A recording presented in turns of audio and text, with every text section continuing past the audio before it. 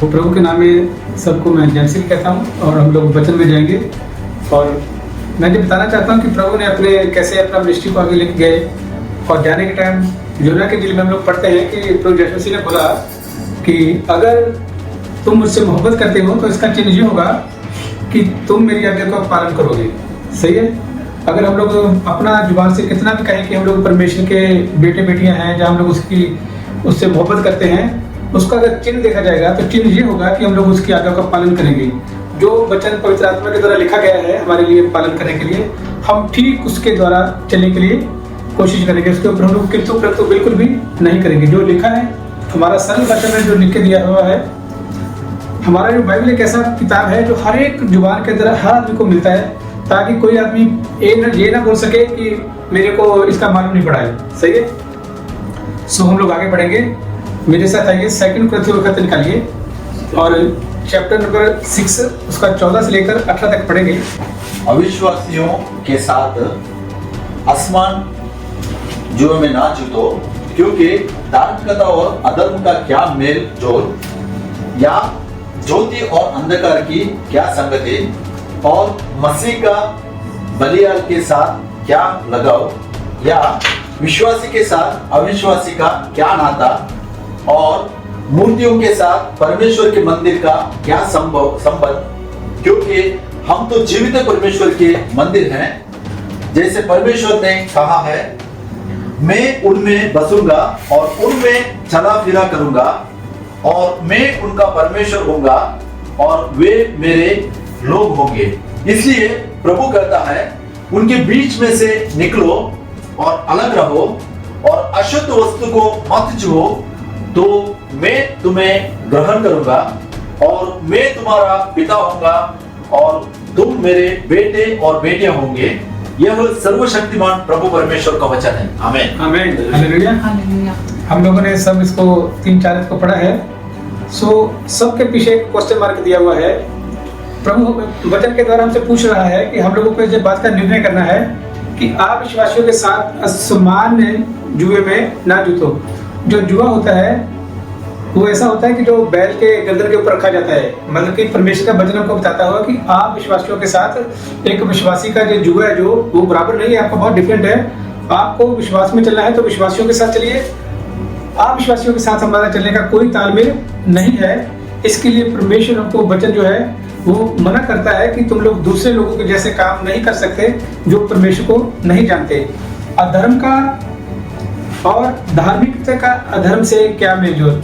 अब हम लोगों को क्या हो गया, हम लोगों ने तौबा किया, बपतिस्मा लिया, उसके बाद में हम लोग परमेश्वर के बेटे और बेटियां जब बन चुके हैं तो हम लोग धार्मिक बन चुके हैं। तो प्रभु का वचन बोलता है कि धार्मिकता और अधर्म का क्या मेलजोल। हमारा दूसरे लोगों के साथ जो परमेश्वर को नहीं जानते उनका हमारा मेलजोल अभी नहीं रह चुका। हाँ, वो लोग प्रभु को स्वीकार करेंगे, परमेश्वर की आज्ञा का पालन करेंगे तो ठीक है। अगर वो नहीं मान रहे तो हमारा जो काम है वो परमेश्वर के वचन के अनुसार होना चाहिए। जहाँ ज्योति और अंधकार की क्या संगति। देखो, जहाँ पर ज्योति होगी वहां पर अंधकार नहीं होगा, और जहाँ पर अंधकार होगा वहां पर ज्योति नहीं होगी। आप किसी कमरे में जाइए, लाइट ऑन कीजिए, उसी समय एक क्षण में वहाँ का जो हालात चेंज हो जाएंगे, वो आपका मूवमेंट होएगा, रोशनी आएगी तो अंधेरा वहां से भाग जाएगा। और मसीह का बलियाल के साथ का क्या लगाओ। परमेश्वर के लोगों का बलियाल मतलब शैतान को बोला गया हुआ है। बलियाल के साथ क्या संबंध है। जहाँ विश्वासी के साथ अविश्वासी का क्या नाता। एक विश्वासी का रास्ता अलग है और अविश्वासी का रास्ता अलग है। जैसे हम लोग मत्ती में पढ़ते हैं 7 में 13 में पढ़ते हैं कि एक सकरा मार्ग है, एक चौड़ा मार्ग है। चौड़े मार्ग में वो लोग हैं जो परमेश्वर से दूर है, जो दुनियादारी की बातों में मशरूफ है, और वो बिल्कुल बिना रोकटों के वो अपना जीवन बिता रहे हैं। सकरे मार्ग का मतलब है बहुत सी बातों के लिए प्रभु ने हमको एक आज्ञा दिया हुआ है कि ऐसा ऐसा आपको चलना है। सो इसी तरह से सब जगह में हमको बताया गया हुआ है कि दूसरे लोगों से हमारा जो रहन सहन है, हमारा जो किरदार है अलग होना चाहिए। और 16 में लिखता है, और मूर्तियों के साथ परमेश्वर के मंदिर का क्या संबंध। देखो, ऐसा नहीं लिखा कि मूर्तियों के साथ तुम्हारा बोलेगा, ऐसा नहीं लिखा, मंदिर का लिखा हुआ है। मंदिर का मतलब हम लोग जो भी परमेश्वर को स्वीकार कर चुके हैं तो परमेश्वर हमारे अंदर आके वास करता है, और हम लोग परमेश्वर के मंदिर बन चुके हैं, प्रभु का घर बन चुके हैं। तो इसीलिए बोलता है कि मूर्तियों के साथ परमेश्वर के मंदिर का क्या संबंध, क्योंकि हम तो जीवते परमेश्वर के मंदिर हैं। जैसा परमेश्वर ने कहा है, मैं उनमें बसूंगा और उनमें चला फिरा करूंगा और मैं उनका परमेश्वर होऊंगा और मैं मेरे लोग होंगे। इसलिए प्रभु कहता है कि उनके बीच में से निकलो और अलग रहो। प्रभु आज हर एक मसीही भाई बहन को ये कह रहा है वचन के द्वारा कि उन लोगों में से बाहर आ जाओ जो लोग परमेश्वर को स्वीकार नहीं कर रहे, और अशुद्ध वस्तुओं को मत छुओ। हम लोग जानते हैं कौन सी वस्तुओं को अशुद्ध है, कौन सी शुद्ध है। इसलिए हमको क्या करना है, वो चीज़ों से नफरत होना चाहिए हमारे मन में जो हमको नुकसान करती है। और मैं तुम्हारा पिता होऊंगा और तुम मेरे बेटे और बेटियां होंगे। ये सर्वशक्तिमान प्रभु परमेश्वर का वचन है। किसका वचन है? सर्वशक्तिमान प्रभु परमेश्वर का वचन यही है कि तुम उन लोगों में से अलग हो जाओ, अलग बाहर आ जाओ और आज्ञाओं का पालन करो जो मैंने तुमको दी है।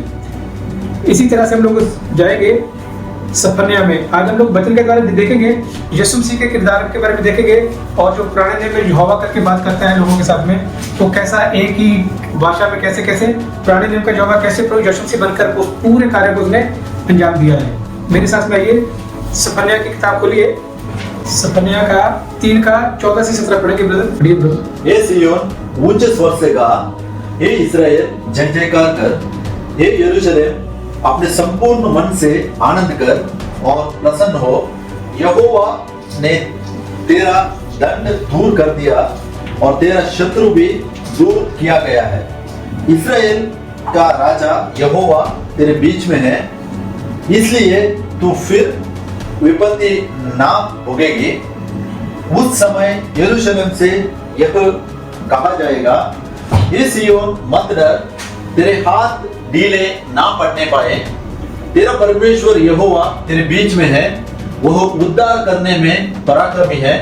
वह तेरे कारण आनंद से मगन होगा, वह अपने प्रेम के मारे चुपका रहेगा, फिर ऊंचे स्वर से गाता हुआ तेरे कारण मगन होगा। आमीन, हालेलुया। इसका जो टाइटल दिया गया हुआ है उसका टाइटल है आनंद का गीत। जो हम लोगों ने अभी पढ़ा है, 2 कुरिन्थियों के खत में पढ़ा है कि प्रभु बोल रहा है कि मैं अपने लोगों के बीच में वास करूंगा, उनके साथ चला फिरा करूंगा। वो सब बातें यहोवा यहाँ पर सफन्या की किताब में बोल रहा है, और हम लोग देखते हैं वो कैसे जाके प्रभु यीशु मसीह के ऊपर पूरी बातें घटती हैं। वो कैसे अपने लोगों के बीच में चला फिरा, दुख दर्दों को उसने सबको देख के उनको रिहा किया, कोई बीमार है उनके लिए प्रार्थना किया। ये सब काम कैसे यहोवा प्रभु यीशु मसीह के द्वारा आके एक ही बनकर कर रहा है। अभी जो हम लोगों ने पढ़ा था, हे सिय्योन ऊंचे स्वर से गा, हे इज़राइल जय जयकार कर, हे यरूशलेम अपने संपूर्ण मन से आनंद कर और प्रसन्न हो। यहोवा ने तेरा दंड दूर कर दिया है और तेरा शत्रु भी दूर किया गया है। इज़राइल का राजा यहोवा तेरे बीच में है, इसलिए फिर तू विपत्ति ना भोगेगी। उस समय यरूशलेम से ये कहा जाएगा कि हे सिय्योन मत डर, तेरे हाथ ढीले ना पड़ने पाए। तेरा परमेश्वर यहोवा तेरे बीच में है। जब भी प्रभु यीशु मसीह आया, मत्ती का इंजील में हम लोग देखते हैं, वो किनका उद्धार करने के लिए आया? जो उनके अपने लोग हैं उनका वो उद्धार करने के लिए आया। और जहाँ पर वो आनंद का गीत के बारे में हम लोग देख सकते हैं, तेरा परमेश्वर यहोवा क्या है? तेरे बीच में है, वह उद्धार करने में पराक्रमी है, वह तेरे कारण आनंद से मगन होगा, वह अपने प्रेम के मारे चुपका रहेगा, फिर ऊंचे स्वर से गाता हुआ तेरे कारण मगन होगा। हालेलुया। प्रभु ने जो प्रतिज्ञा पुराने नियम में किया हुआ है अपने लोगों के साथ में, वो कैसे नए नियम के अंदर उसको हम लोग फुलफिल होते देख सकते हैं। जो हम लोगों ने पढ़ा है 2 कुरिन्थियों का खत 3 का, उसका 17 में मैं पढ़ूंगा। क्या 7 का आगे क्या लिखा है? अतः हे प्रियो, जबकि ये प्रतिज्ञा हमें मिली है, तो आओ हम अपने आप को शरीर और आत्मा की सब लीनता से शुद्ध करें और परमेश्वर का भय रखते हुए पवित्रता को सिद्ध करें। आमीन। अभी जो हम लोगों ने पहले जो पढ़ा है कि कैसे कैसे हमारा उनके साथ कोई संबंध नहीं होना चाहिए, जो काम वो लोग करते हैं हमारा काम उनका बिल्कुल विपरीत होना चाहिए। और 7 का 1 में क्या लिखा है? अतः हे प्रियो, जबकि ये प्रतिज्ञा हमें मिली है, तो आओ हम अपने आप को शरीर और आत्मा की सब लीनता से शुद्ध करें और परमेश्वर का भय रखते हुए पवित्रता को सिद्ध करें। हमारे मन में परमेश्वर का भय का होना बहुत जरूरी है। अगर परमेश्वर का भय जो हमारे मन में नहीं होगा, हम लोग कभी इसकी आज्ञा का पालन नहीं कर सकते। मेरे साथ ब्रदर आइए भजन संहिता में। जैसे हम लोग देख सकते हैं अपने घरों के अंदर जो बच्चे अपने माँ बाप के से डरते भी हैं और आज्ञाकारी करते हैं, वो अपना पूरा काम को अच्छा से पढ़ते लिखते हैं, अच्छे मुकाम हासिल करते हैं। और जो बच्चे अपने माँ बाप की आज्ञाकारी नहीं करते, उनसे नहीं डरते, कोई रोक टोक नहीं है जिनके ऊपर, वो कभी अच्छा मुकाम हासिल नहीं कर सकते। मैंने एक दिन एक वीडियो देख रहा था, 2 घोड़े होते हैं, 2 घोड़े भाग रहे थे, एक के ऊपर एक उसका जोकी बैठा हुआ है उसको भगाने के लिए, एक के ऊपर कोई भी नहीं है। घोड़े दोनों बराबर है, लेकिन हमेशा वही घोड़ा जीतता है जिसके ऊपर एक आदमी उसको गाइड करता है। दूसरा घोड़ा कितना भी स्पीड से भागने पाए, लेकिन वो उसको हरा नहीं सकता जिसके ऊपर एक बैठा हुआ है। सो इसलिए परमेश्वर का जो भय हमारे मन में होना बहुत जरूरी है। और वचन में भी हम लोग देख सकते हैं कि परमेश्वर का जो भय है, जो स्टार्टिंग है हमारा जीवन को परमेश्वर के साथ चलने के लिए। भजन संहिता ब्रदर निकालिए, 23 निकालिए, सिर्फ इसके एक अर्थ पढ़ेंगे हम लोग। यहोवा मेरा चरवाहा है, मुझे कुछ घटी नहीं होगी। आमीन, हालेलुया। दाऊद जब भी आनंद से भरा हुआ है, वो पूरा भरोसा जैसे उसका परमेश्वर के ऊपर है, तो वो अपने भजन में 23 जबूर में बोलता है कि यहोवा जो है वो मेरा चरवाहा है, मुझे कुछ घटी ना होगी। तो दाऊद लिखने के टाइम दाऊद खुद एक चरवाहा का काम करता है, वो अपने काम के अंदर इतना फेथफुल है, इसीलिए परमेश्वर ने उसको अपने काम के लिए चुना। कैसे वो जानता है कि अपनी भेड़ बकरियों की रखवाली कैसे जी जान से करनी है। हम लोग जानते हैं कि जब भी वो उसके पिता ने भेजा था दाऊद को अपने भाइयों के पास कुछ खाना देने के लिए, और जब उसने देखा एक गोलियत जो है वो कैसे इस्राएली लोगों के ऊपर बहुत बातें कर रहा था, तो दाऊद को बड़ा आश्चर्य हुआ कि ये असुनती होकर हम लोगों के लिए जो हमारे परमेश्वर को कैसे ललकार रहा है। लेकिन कुछ लोगों ने देखा कि उसके अंदर मन में बहुत ज्यादा उसके अंदर गहरत है इस बात के लिए। जब भी शाऊल के पास पहुंचा तो उसने 2 एग्जाम्पल दिया, बता मेरे भेड़ बकरी चलाने के समय एक बार एक बालू ने मेरे बकरी के बच्चों को लिया था, मैंने बालू को तो मार दिया लेकिन उस अपने बच्चे को साबित और जिंदा बचा लिया। इसी तरह से शेर एक दिन आया था, शेर को भी मैंने मार दिया, और ये गोलियत भी उनके समान हो जाएगी। कहने का मतलब क्या है, दाऊद ने खुद चरवाहा होने के बाद में बोलता है कि यहोवा क्या है, मेरा चरवाहा है, मुझे कुछ घटी ना होगी। आमीन। तो हम लोग देख सकते हैं कि पुराने नियम का जो यहोवा है वो कैसे चरवाहे का रूप धारण करके हमारे लिए उस कार्य को करता है। यूहन्ना की इंजील 10 चैप्टर निकालेंगे ब्रदर, 7 से लेकर 18 तक पढ़ेंगे। तब यीशु ने उससे फिर कहा, मैं तुमसे सच सच कहता हूँ, भेड़ों का द्वार मैं हूँ। जितने मुझसे पहले आए वे सब चोर और डाकू हैं, परंतु भेड़ों ने उनकी ना सुनी। द्वार मैं हूँ, यदि कोई मेरे द्वार भीतर प्रवेश करे तो उद्धार पाएगा, और भीतर बाहर आया जाया करेगा और मेरा और चारा पाएगा। चोर किसी और काम के लिए नहीं, परंतु केवल चोरी करने और घात करने और नष्ट करने को आता है। मैं इसलिए आया कि वे जीवन पाएं और बहुतायत से पाएं। अच्छा चरवाहा मैं हूँ, अच्छा चरवाहा भेड़ों के लिए अपना प्राण देता है। मजदूर जो ना चरवाहा है और ना भेड़ों का मालिक है, भेड़िया को आते देख भेड़ों को छोड़कर भाग जाता है, और भेड़िया उन्हें पकड़ता और तितर बितर कर देता है। आमीन। देखो हम लोग यहाँ पर देख सकते हैं प्रभु यीशु मसीह का जो काम है हमारे लिए कैसा है, और जो शैतान आता है, शैतान का क्या है, वो हमेशा नुकसान करने के लिए आएगा, कभी वो किसी का भलाई नहीं चाहता। जैसे चोर के साथ एग्जाम्पल दिया, चोर हमेशा आएगा तो वो नुकसान करके जाएगा, कुछ ना कुछ चोरी करके जाएगा, कुछ कीमती चीज को वो लेके जाएगा। तब यीशु ने उनसे कहा कि मैं तुमसे कहता हूँ, सच सच कहता हूँ कि भेड़ों का द्वार मैं हूँ। जितने मुझसे पहले आए वे सब चोर और डाकू हैं, परंतु भेड़ों ने उनकी ना सुनी। द्वार मैं हूँ, देखो बचन में बार बार मैं हूँ का सब होता है। ये मैं हूँ करके बोलेगा तो पुराने नियम में यहोवा बात करता है, मैं जो हूँ सो हूँ करके। इसी तरह से क्या बोलता है कि द्वार मैं हूँ, यदि कोई मेरे द्वारा भीतर प्रवेश करेगा तो उद्धार पाएगा। मतलब कि यीशु मसीह के बिना उद्धार है ही नहीं। एक ही रास्ता है, एक ही द्वार है। उसको जिस जगह का बात हो रहा है उसको 2 3 4 द्वार नहीं है, एक ही द्वार है, वो प्रभु यीशु मसीह है।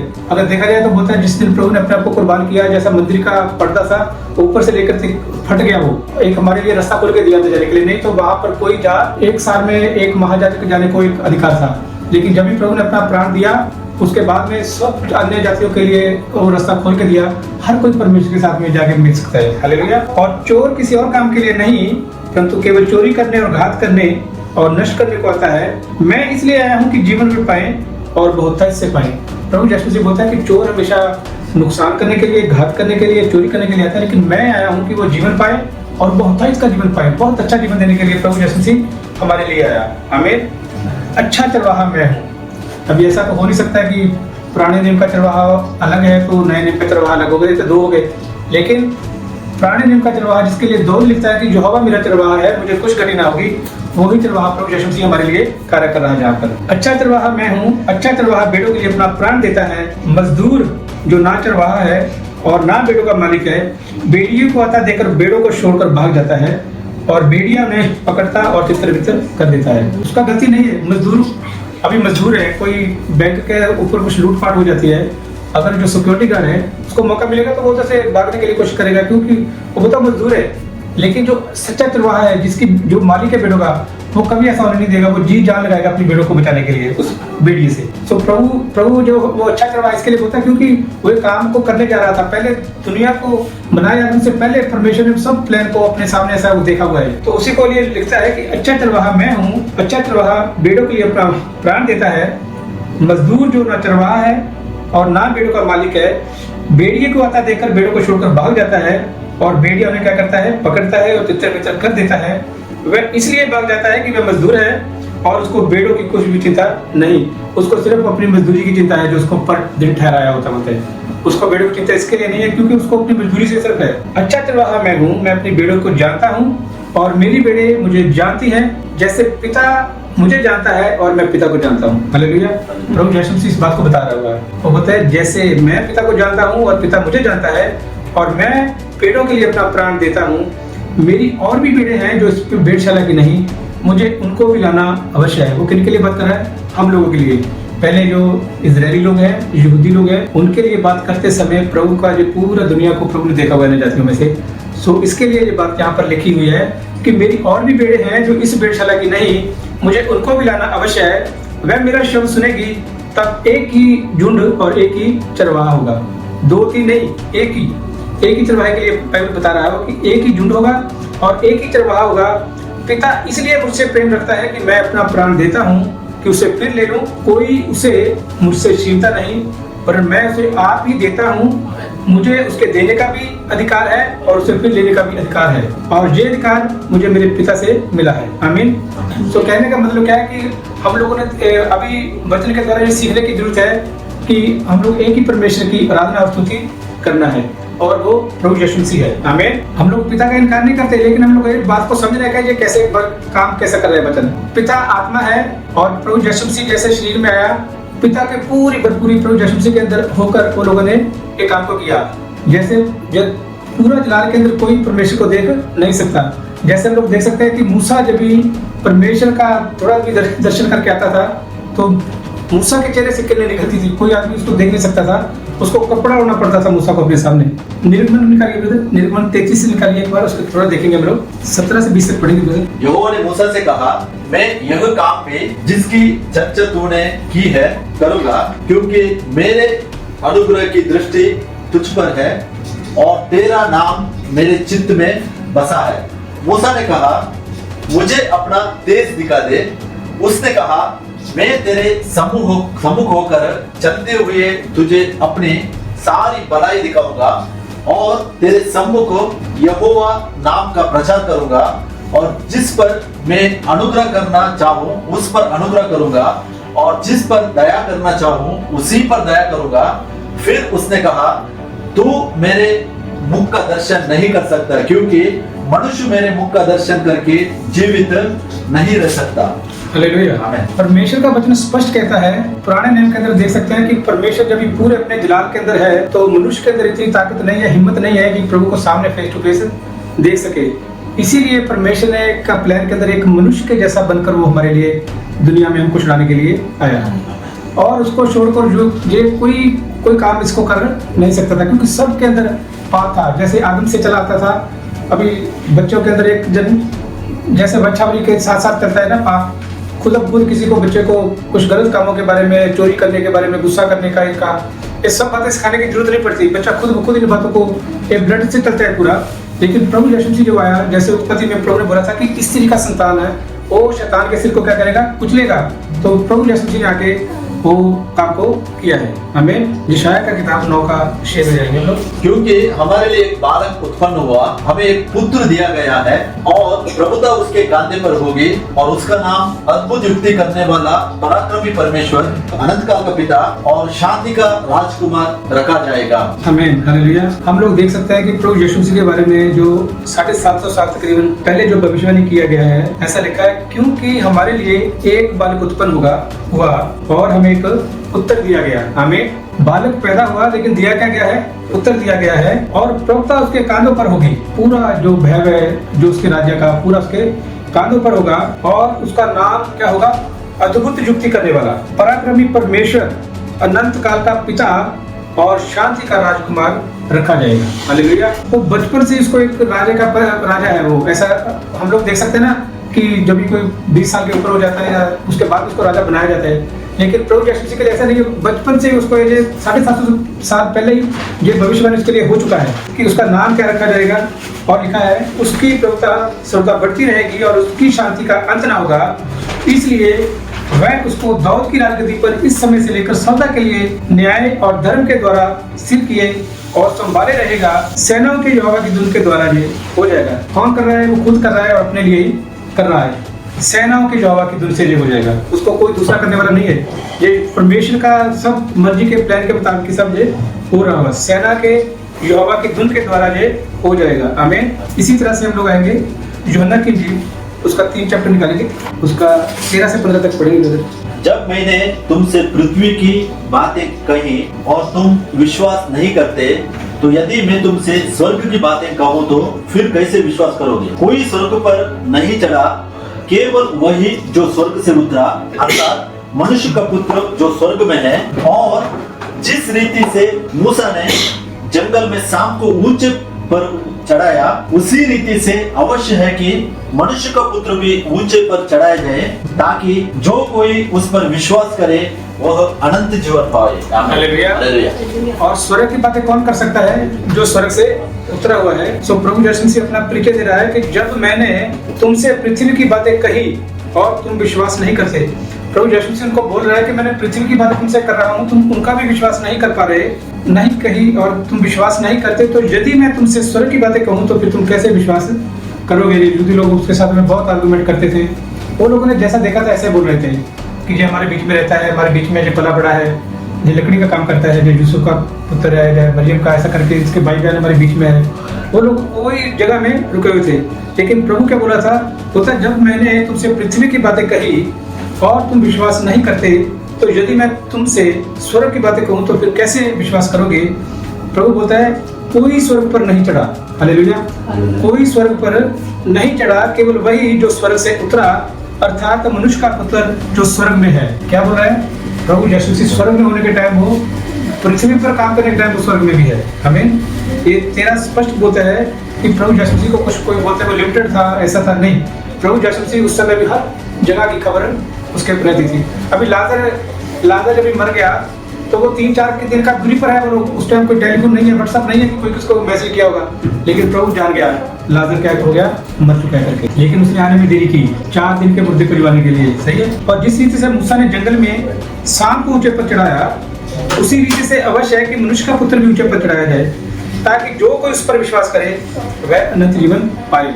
वो कौन सी मृत्यु के द्वारा मारा जाएगा, ये पहले से प्रभु ने उसके बारे में भविष्यवाणी की है। तो इसी का 35 और 36 भी देखेंगे। पिता पुत्र से प्रेम रखता है और उसने सब वस्तुएं उसके हाथ में दे दी हैं। जो पुत्र पर विश्वास करता है अनंत जीवन उसका है, परंतु जो पुत्र की नहीं मानता वह जीवन को नहीं देखेगा, परंतु परमेश्वर का क्रोध उस पर रहता है। आमीन। आमीन। हालेलुया।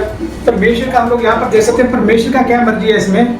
परमेश्वर का मर्जी क्या है कि जो प्रभु यीशु मसीह बोल रहा है वो बातों को मनन करने का है और अपना मर्जी से कुछ दूसरा किधर भी जाने का जरूरत नहीं है। पिता पुत्र से प्रेम रखता है कि उसने सब वस्तुएं उसके हाथ में, ऐसा नहीं बोलता कि दे देगा, दे दी है ऑलरेडी, दिया हुआ है उसके हाथ में सब कुछ। जो पुत्र पर विश्वास करता है अनंत जीवन उसका है। आमीन। परंतु जो पुत्र की नहीं मानता वह जीवन को नहीं देखेगा, परंतु परमेश्वर का क्रोध उस पर रहता है। हालेलुया। प्रभु उसको गुस्सा से नजर से देख रहा है, जो उसकी बातों को इनकार करता है। इसी तरह से देखेंगे यूहन्ना का 4 का 23 से 26 तक। परंतु वह समय आता है, अब भी है, जिसमें सच्चे भक्त पिता की आराधना आत्मा और सच्चाई से करेंगे, क्योंकि पिता अपने लिए ऐसे ही आराधकों को ढूंढता है।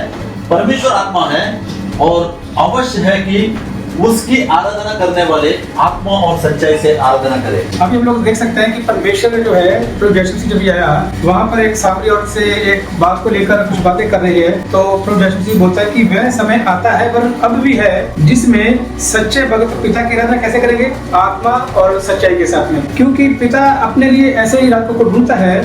परमेश्वर आत्मा है और अवश्य है कि उसकी आराधना करने वाले आत्मा और सच्चाई से आराधना करें। स्त्री ने उससे कहा कि मैं जानती हूँ कि मसीह जो ख्रिस्ट कहलाता है आने वाला है। वो लोग अपने मसीहा का इंतजार कर रहे थे, अभी तक भी वो लोग कर रहे हैं, लेकिन जिनको परमेश्वर की तरफ से दिया गया हुआ है वो उन बातों को लेते हैं। जिनको नहीं दिया गया वो कितना भी ज्ञान हासिल करे, वो नहीं हासिल कर सकते हैं। ये एक स्त्री है, भले ही लोगों का नजर में एक तुच्छ नजर से देखी जाती है, लेकिन कहीं ना कहीं पर वो परमेश्वर के विषय में जानती है और उसने उसको पहचानने में कुछ गलती नहीं किया, बल्कि उसी टाइम उसने उस बात को स्वीकार किया। स्त्री ने उससे कहा कि मैं जानती हूँ कि मसीह जो ख्रिस्ट कहलाता है आने वाला है। जब वह आएगा तो हमें सब बातें बता देगा। यीशु ने उससे कहा, मैं जो तुझसे बोल रहा हूँ वही हूँ। यीशु से बोल रहा हूँ कि जो मैं तुमसे बातें कर रहा हूँ वही हूँ जिसका तुम लोग इंतजार कर रहे हो। और जो लोग मंदिर में सुबह शाम प्रभु की अपना जो मूसा का शरीर है या पुराने में भी कितनी बुक्स हैं, 39 बुक्स हैं, सबके लिए वो पढ़ रहे थे, वो लोग उस बात को समझने के लिए चूक गए। लेकिन एक स्त्री जो परमेश्वर की चुनी हुई थी, उसने उस बात को मानने के लिए, स्वीकार करने के लिए कुछ किंतु परंतु नहीं किया। हमें यूहन्ना का पहला पत्री 5 का 3 पढ़िए पहले। क्योंकि परमेश्वर से प्रेम रखना यह है कि हम उसकी आज्ञाओं को माने और उसकी आज्ञाएं कठिन नहीं। आमीन। ये 90 से ऊपर वाला एक आदमी है यूहन्ना, वो कलीसिया को आश्वासन दे रहा है। वो बोलता है कि जो परमेश्वर की जो आज्ञा है, क्योंकि परमेश्वर से प्रेम रखना ये है कि हम उसकी आज्ञा को माने। हालेलुया।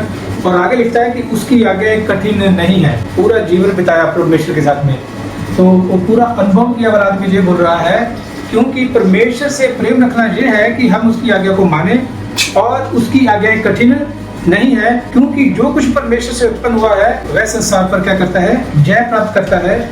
और विजय जिससे संसार पर जय प्राप्त होती है, हमारा क्या है? विश्वास है। संसार पर जय पाने वाला कौन है? केवल वह जिसका ये विश्वास है कि यीशु परमेश्वर का पुत्र है। हमें 5 का 20 पढ़िए ब्रदर। हम यह भी जानते हैं कि परमेश्वर का पुत्र आ गया है और उसने हमें समझ दी है कि हम उस सच्चे को पहचाने और हम उसमें जो सत्य है अर्थात उसके यीशु मसीह में रहते हैं। सच्चा परमेश्वर और अनंत जीवन यही है। प्रभु का वचन हमें क्या बोल रहा है? बोलता है कि हम ये भी जानते हैं कि परमेश्वर का पुत्र आ गया है और उसने हमें क्या दिया है? समझ दिया है। जो परमेश्वर के साथ चलने वाले लोग हैं उनको क्या किया हुआ है?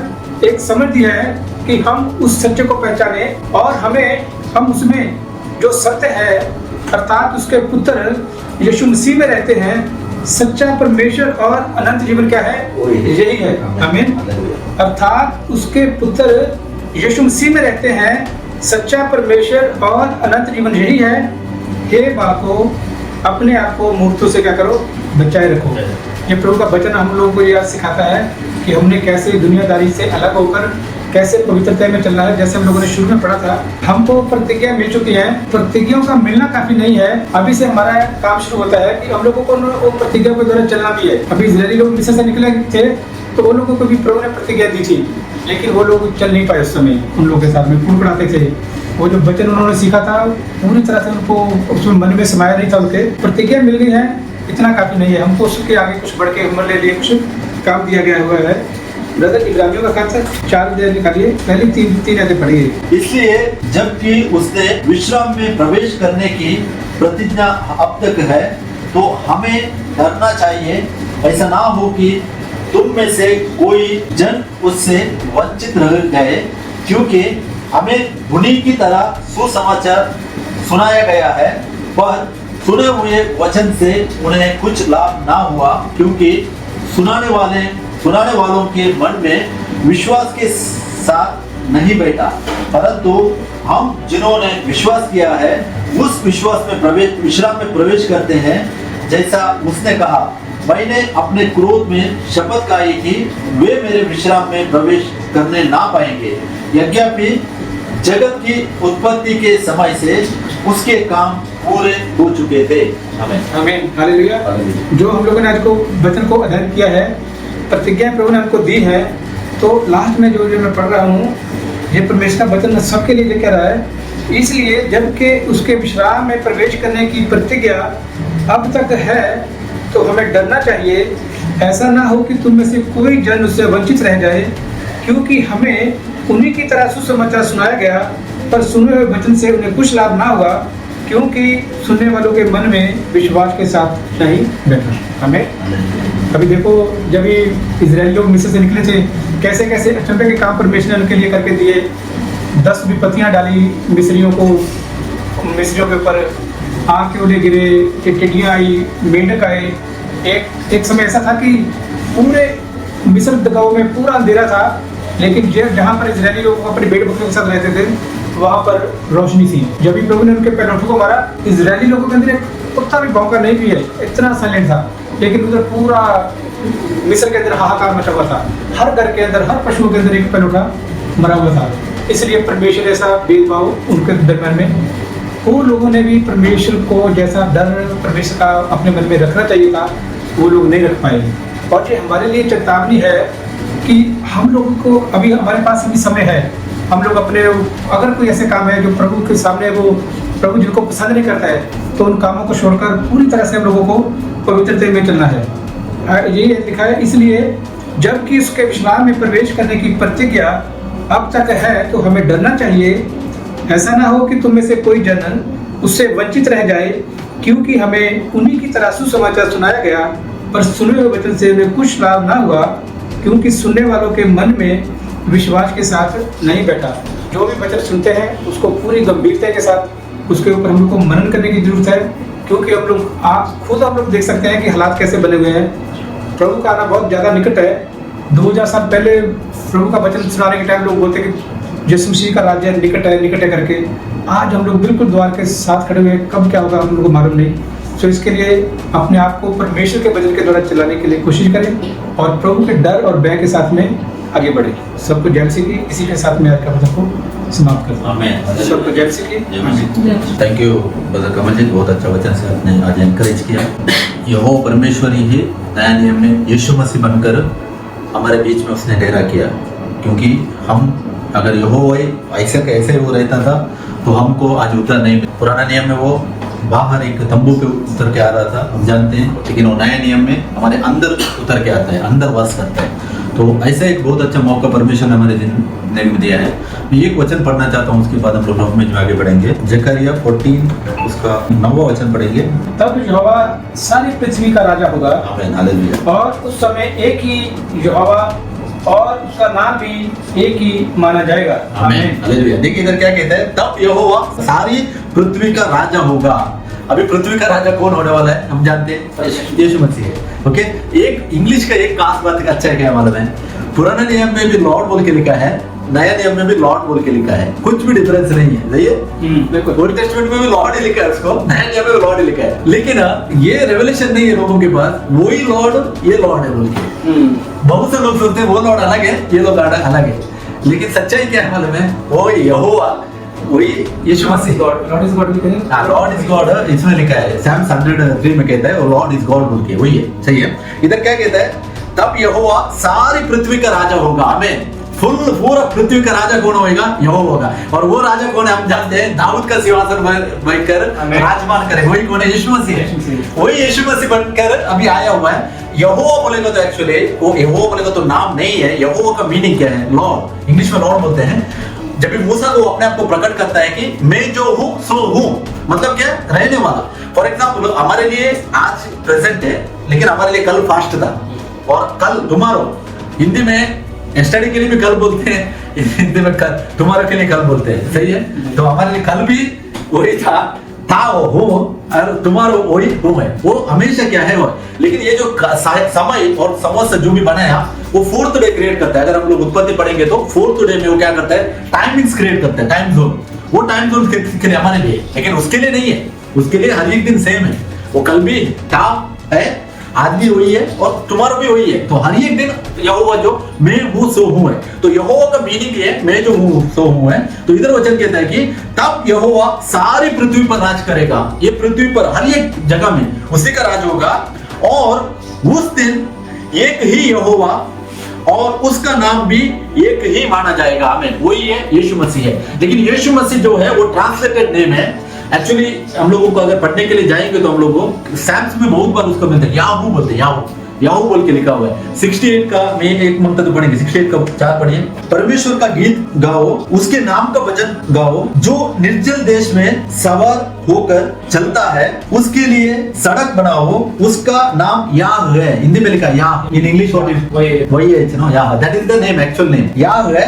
इसलिए तुम उसके सामने प्रफुल्लित हो। हालेलुया। देखिए इधर ये 4वां जो वचन है ना, ये सेम वचन है द स्नानिक John was preaching at that time, वो प्रीच कर रहे हैं। ये वचन है। और कौन सा है, आइज़ाया 40 का 1 2 3 वचन। वो बोलते हैं ना रास्ता बनाओ, उसका रास्ता निकट है, तैयार करो बोल के जो ये वचन था, ये वचन था। ये इधर क्या लिखा है नाम, याह है, याह। यहाँ कोई हम लोग क्या करते हैं ट्रांसलेशन में, इंग्लिश में जैसे देखेगा तो जीसस है, और जीसस की हिस्ट्री देखेगा तो कोई तो ट्रांसलेट किया था, इसके लिए वाई के जगह में जे, जर्मन से लगता है शायद, वाई के जगह में जे प्रोनाउंसिएशन आया था, क्योंकि वो लोग उसको ऐसा प्रोनाउंसिएशन करके जे को याह बोल के प्रोनाउंस करते हैं। इसके लिए वो अभी जीसस हो गया पूरा दुनिया में। उसमें देखिएगा तो ये थोड़ा कनेक्टेड लगता है हिंदी में, और हमारा इसमें कनेक्टेड है कन्नड़ा में, यीशु बोलते हैं हम लोग, इसमें भी यीशु लिखा है, लेकिन वो नहीं है। या हम लोग जो पढ़ा था वही है। और जकरिया 49 में भी वही कहता है कि आखिर में एक ही नाम रहेगा, और वही नाम है क्या है, यीशु मसीह का नाम। यीशु मसीह के नाम पे वो रूलिंग करेगा। जब भी हम लोग प्रकाशित 20 का 4वां वचन पढ़ते हैं ना,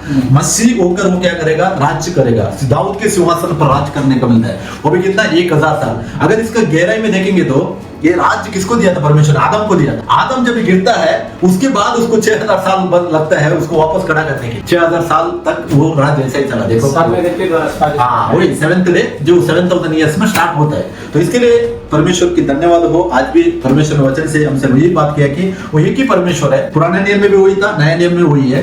उसका नाम भी नहीं बदला एक्चुअली, लेकिन ट्रांसलेशन की वजह से ऐसा चेंजेस हमको थोड़ा पढ़ने के लिए मिलता है। तो इसके लिए मैं परमेश्वर को धन्यवाद करता हूँ। आज हम लोगों ने जकरिया 49 में भी याद किया कि यहोवा सारा पृथ्वी का राजा होगा, और उस दिन एक ही यहोवा, देखिए वचन स्पष्ट कह रहा है, एक ही यहोवा और उसका नाम भी एक ही माना जाएगा। एक ही नाम रहेगा उस दिन में, वही है याह, यीशु मसीह बोल के हम लोग बोलते हैं। तो इसके लिए आइए हम लोग दुआ करेंगे।